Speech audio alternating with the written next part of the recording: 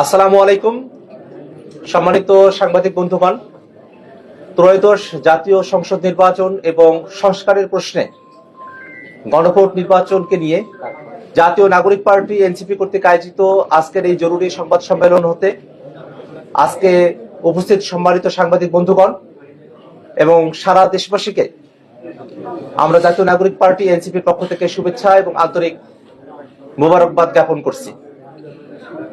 আপনারা জানেন সকলে, বাংলাদেশে 24-এর অভ্যুত্থানের মধ্য দিয়ে আমরা ফ্যাসিবাদী কাঠামোর বিলোপ চেয়েছি। বাংলাদেশে নতুন রাজনীতির মধ্য দিয়ে, একটা নতুন রাজনৈতিক বন্দোবস্তের মধ্য দিয়ে, ব্যবস্থার মধ্য দিয়ে, যাতে করে বাংলাদেশে প্রাতিষ্ঠানিকভাবে, সাংবিধানিকভাবে, প্রশাসনিকভাবে ফ্যাসিবাদ আর কোনোভাবে ফিরতে না পারে, জাতীয় নাগরিক পার্টি এনসিপি আমরা সেই সংগ্রাম আমাদের জাতীয় নাগরিক কমিটির সময় থেকেই আমরা অব্যাহতভাবে চালিয়ে নিয়ে গিয়েছি। ঐক্যমত্য কমিশনে জাতীয় নাগরিক পার্টি এনসিপি সংস্কারের পক্ষে সব থেকে দৃঢ় অবস্থান গ্রহণ করেছিল। আমরা এই বাংলাদেশে ফ্যাসিবাদী কাঠামো আর দেখতে চাই না। এই বাংলাদেশ রাষ্ট্রটিকে নতুন করে সাজানোর জন্য, এই বাংলাদেশ রাষ্ট্রটিকে দুর্নীতিমুক্তভাবে, বাংলাদেশের সকল প্রতিষ্ঠানকে দাঁড় করিয়ে বাংলাদেশের মানুষের নাগরিক অধিকার এবং মানবিক মর্যাদা প্রতিষ্ঠার যে রাজনীতি, সেই রাজনীতির সাথে আমরা নিজেদেরকে সম্পৃক্ত রেখে বাংলাদেশ বিনির্মাণে আমরা নেতৃত্ব দিতে চাই। সামনে ত্রয়োদশ জাতীয় সংসদ নির্বাচন অনুষ্ঠিত হবে। পাশাপাশি সংস্কারের প্রশ্নে, জুলাই সনদের প্রশ্নে গণভোট অনুষ্ঠিত হবে। আমরা বারংবার বলে এসেছি, সংস্কারের প্রশ্নে যে গণভোট, জাতীয় নাগরিক পার্টি এনসিপি হ্যাঁ ভোটের পক্ষে তাদের অবস্থান ব্যক্ত করে এবং বাংলাদেশের আপামর জনতা, বাংলাদেশের সকল ভোটারগণ যেন হ্যাঁ ভোটের পক্ষে তাদের রায় প্রদান করে বাংলাদেশের সংস্কারের কার্যক্রমকে বাস্তবায়ন করার দিকে অগ্রসর হয়, সে আহ্বান আমরা তাদের কাছে রাখতে চাই।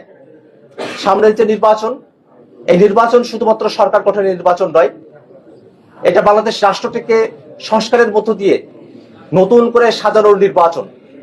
অতএব সেই নির্বাচনে যেন সুষ্ঠুভাবে, শান্তিপূর্ণভাবে এবং জনগণের অংশগ্রহণমূলক একটা নির্বাচন অনুষ্ঠিত হয়, সে প্রত্যাশার কথা আমরা সবসময় বলে এসেছি।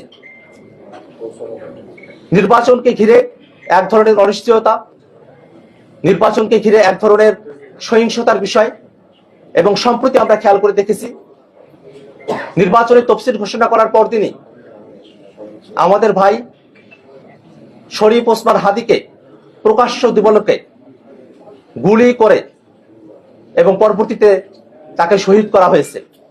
আমরা আজকের এই সংবাদ সম্মেলন থেকে আমরা শহীদ হাদি ভাইয়ের আত্মার মাগফিরাত কামনা করি এবং পাশাপাশি শহীদ শরীফ ওসমান হাদি ভাইয়ের খুনের সঙ্গে জড়িত প্রত্যেককে গ্রেফতার করে দৃষ্টান্তমূলক শাস্তি দেওয়ার দাবি জানাই। আমরা অন্তর্বর্তীকালীন সরকারের কাছে স্পষ্টত ব্যাখ্যা দাবি করি যে খুনিরা কিভাবে বাংলাদেশে লুকিয়ে থাকার বা ভারতে পালিয়ে যাওয়ার সুযোগ পেল। বাংলাদেশের পুলিশ প্রশাসন, বাংলাদেশের গোয়েন্দা বাহিনীগুলো আওয়ামী লীগের সময়টাতে যে অতিরিক্ত দক্ষতার সাথে নিরপরাধ মানুষদেরকে গ্রেফতার করত, সেই একই পুলিশ বাহিনী 5 আগস্টের পরে চিহ্নিত একজন অপরাধী, যার পূর্বেও অস্ত্র মামলায় এবং অন্যান্য মামলায় গ্রেফতার হয়ে জেল খাটার রেকর্ড রয়েছে, তেমন অপরাধীদেরকেও চিহ্নিত করা থাকা সত্ত্বেও এই যে গ্রেফতার করতে পারছে না, সেই জায়গাটাতে আমরা সরকারের কাছে একটা ব্যাখ্যা দাবি করছি। পাশাপাশি আমরা জাতীয় সংসদ নির্বাচন এবং গণভোট যেন শান্তিপূর্ণ প্রক্রিয়ায় এবং একটা সুষ্ঠু গ্রহণযোগ্য নির্বাচন অনুষ্ঠিত হয়, সেই জন্য সকল ধরনের ব্যবস্থা নেওয়ার জন্য সরকারের কাছে আমরা আহ্বান জানাই। সংস্কারের বাস্তবায়নের বিষয়কেই সব থেকে গুরুত্বপূর্ণ দিক বিবেচনা করে সংস্কার বাস্তবায়নকেই মুখ্য উদ্দেশ্য ধরে নিয়ে জাতীয় নাগরিক পার্টি এনসিপি আমাদের কার্যক্রমগুলোকে আমরা পরিচালনা করেছি।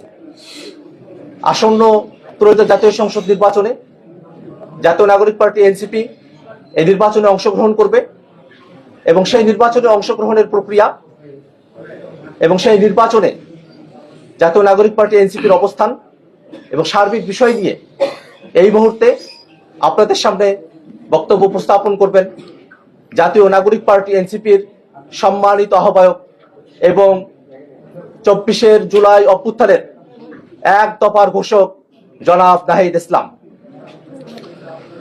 আসসালামু আলাইকুম প্রিয় দেশবাসী এবং প্রিয় সাংবাদিক ভাই ও বোনেরা,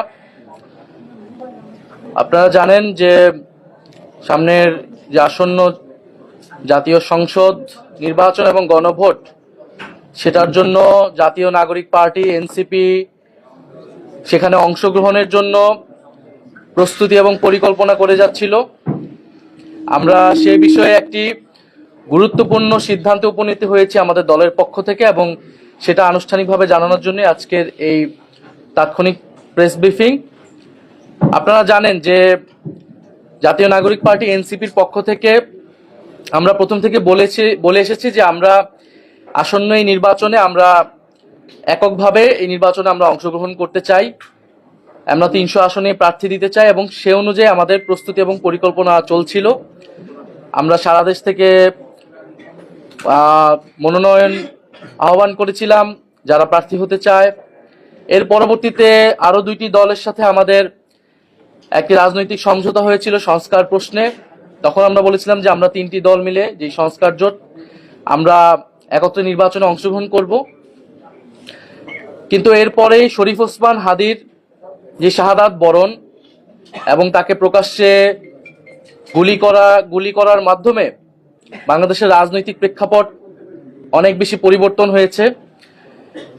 এই হত্যাকাণ্ড, এই শাহাদাত বরণের মধ্য দিয়ে আমরা বুঝতে পারছি যে বাংলাদেশে যে আধিপত্যবাদী আগ্রাসনী শক্তি তারা এখনো কার্যকর রয়েছে। গণ অভ্যুত্থানের মধ্য দিয়ে যাদেরকে আমরা পরাজিত করেছিলাম তারা এখনো চক্রান্ত করছে নির্বাচন বানচাল করার জন্য। তারা চক্রান্ত করছে এই যে সংস্কার এবং নতুন বাংলাদেশের অগ্রযাত্রা সেটাকে ব্যাহত করার জন্য, এবং তারা চক্রান্ত করছে এই জুলাই প্রজন্মকে নিঃশেষ করে দেওয়ার জন্য। সেদিন ওসমান হাদির গায়ে গুলি লেগেছে, কালকে আপনার গায়ে লাগবে, পরশুদিন আমার গায়ে লাগবে। কারণ প্রথম এবং প্রধান টার্গেট করা হচ্ছে এই জুলাই গণ অভ্যুত্থানে যারা অংশগ্রহণ করেছে সারা দেশের তরুণরা, নাগরিকরা, শহীদ পরিবার, যারা আহত যোদ্ধা রয়েছে। ফলে এই পরিবর্তিত প্রেক্ষাপটে আমাদের কাছে মনে হয়েছে, আমরা দলীয় ফোরামে আলোচনা করেছি যে আমাদের এই মুহূর্তে এই নির্বাচন সুষ্ঠুভাবে সম্পন্ন করার জন্য, প্রতিযোগিতা পূর্ণ করার জন্য, এবং যাতে আধিপত্যবাদী কোনো শক্তি আমাদের এই গণঅভ্যুত্থান পরবর্তী অগ্রযাত্রাকে ঠেকাতে না পারে, সেজন্য আমাদের বৃহত্তর ঐক্য প্রয়োজন। সেই তাগিদ থেকেই আমরা জামাতে ইসলামী এবং তাদের যে সমমনা 8 দল রয়েছে তাদের সাথে আমরা কথা বলেছি, এবং তাদের যে নির্বাচনী সমঝোতা জাতীয় নাগরিক পার্টি এনসিপি, সেই নির্বাচনী সমঝোতায় সম্মত হয়েছে। আমরা জাতীয় নাগরিক পার্টি এনসিপি এবং এই সমমনা 8 দলের সাথে আমরা একত্রে নির্বাচনে অংশগ্রহণ করব বলে আমরা সিদ্ধান্ত নিয়েছি। দ্বিতীয় বিষয়টি হচ্ছে এই নির্বাচনী সমঝোতা, এটি একদিকে যেমন নির্বাচনী বৈতরণী পার হওয়ার জন্য, অন্যদিকে আমাদের যে এনসিপি প্রথম থেকে সংস্কার বিচার প্রশ্নে আমরা কাজ করে যাচ্ছিলাম, সেই সংস্কার বিচার এবং আধিপত্যবাদ বিরোধী, দুর্নীতি বিরোধী এই বিষয়গুলোতে আমাদের ন্যূনতম কর্মসূচিও থাকবে। আমরা রাজনৈতিক জায়গায় আমরা মনে করছি এই মুহূর্তে বাংলাদেশের এই সংকটগুলো রয়েছে, যেখান থেকে এই বাংলাদেশকে রক্ষা করতে হবে, জুলাই প্রজন্মকে রক্ষা করতে হবে, এবং গণ অভ্যুত্থান পরবর্তী যে আমাদের আকাঙ্ক্ষা সেটা যাতে কোনোভাবেই ব্যাহত না হয়, এই জন্য আমরা একটা বৃহত্তর ঐক্যের জায়গায় পৌঁছেছি। আমরা আজকে আনুষ্ঠানিকভাবে আমরা শুধু এই ঘোষণাটি দিচ্ছি। ঘোষণাটি অলরেডি সমমনা 8 দলের প্রেস ব্রিফিং থেকে আপনারা জানতে পেরেছেন। আমরা আগামীকাল হচ্ছে আমাদের যে প্রার্থীর বিষয়টা আছে সেটা আমরা চূড়ান্তভাবে আপনারা ঘোষণা দিব, এবং সমঝোতায় আমাদের যে প্রার্থী তারাই নমিনেশন ফর্ম জমা দিবেন, এবং সারা বাংলাদেশে আমরা একত্রে নির্বাচনে অংশগ্রহণ করব, এবং জাতীয় নাগরিক পার্টি এবং তাদের সহযোগী সংগঠন গণভোটের পক্ষে ক্যাম্পেইন করবে, এবং যেখানে আমাদের প্রার্থী থাকবে না সেখানে অন্য যারা প্রার্থী থাকবেন এই সমঝোতা তাদেরকে সহায়তা করবেন, তাদের পক্ষে ক্যাম্পেইন করবেন। আমাদের এই আনুষ্ঠানিক ঘোষণাটার জন্য প্রেস ব্রিফিং। আপনাদের যদি প্রশ্ন থাকে সেই প্রশ্নের প্রেক্ষিতে হয়তো আমরা পরিচয় দিয়ে প্রশ্ন করবেন। আচ্ছা, আমি জাহিদ এখন টিভিতে কাজ করি। আমার প্রশ্ন হচ্ছে যে অনেকেই আপনাদের এই সিদ্ধান্তকে আজ করতে পেরে অনেকেই মনোনয়ন প্রত্যাহার করেছে, দল ত্যাগ করেছে, কেউ কেউ হয়তো ভিডিও দিয়েছে ইন্টারনালি। এটা কি মনে হয় আপনাদের মধ্যে এনসিপির মধ্যে একটা ফ্র্যাকশন হয়ে গেল, একটা ভাঙনের সুর কি আমরা দেখতে পাচ্ছি এর মধ্যে? আমরা জাতীয় নাগরিক পার্টি এনসিপির যেই নির্বাহী বডি রয়েছে আমরা সেখানে এটা আলোচনা করেছি এবং আমরা কিন্তু এখানে সংখ্যাগরিষ্ঠের মতামতের ভিত্তিতেই এই সিদ্ধান্তে উপনীত হয়েছি।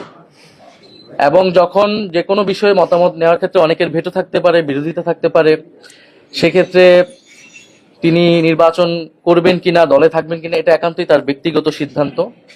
আমরা মনে করি যে আমরা সারা বাংলাদেশ থেকে জাতীয় নাগরিক পার্টির যারা নেতাকর্মী রয়েছেন, জাতীয় নাগরিক পার্টি এনসিপি সহযোগী সংগঠন এবং তার কেন্দ্রীয় কমিটি সবাই এই সিদ্ধান্তের সাথে ঐক্যমত রয়েছে।